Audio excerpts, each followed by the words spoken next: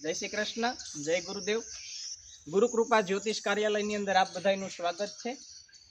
આજે આપણે આવ્યા છીએ માં નર્મદાના સાનિધ્યની અંદર કે જે નર્મદા છે, જે ભગવતી છે, કે એક એક કંકણની અંદર, એક એક પથ્થરની અંદર તો કે ભગવાન શિવનો વાસ છે। એવા માં નર્મદાના તટની અંદર આપણે આવ્યા છીએ ભગવાન વેદ વ્યાસેશ્વર મહાદેવના સાનિધ્યમાં।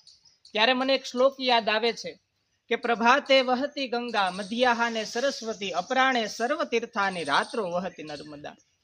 ઈ જ માં નર્મદા છે તો એમના અનેક સ્વરૂપો ભગવતીના કીધા છે। પ્રભાતે વહતી ગંગા, સવારમાં જે માં નર્મદા વહે છે એ ગંગાનું સ્વરૂપ છે। મધ્યાહાને સરસ્વતી, બપોરના સમયે જે માં ભગવતી વહે છે તો કે ઈ સરસ્વતીનું સ્વરૂપ છે।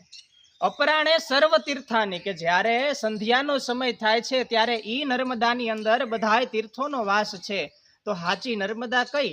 તો કે રાત્રો વહતી નર્મદા। જ્યારે રાત્રે તમે નર્મદા કિનારે બેસો અને માં ભગવતી વહેતા હોય અને ઈ નીરનો જ્યારે ખળખળ ખળખળ અવાજ આવે, ઈ જ માં નર્મદા હાચા રાત્રો વહતી નર્મદા। તો એવા ભગવતીના ચરણોમાં નમસ્કાર કરીએ। જય શ્રી કૃષ્ણ, જય ગુરુદેવ।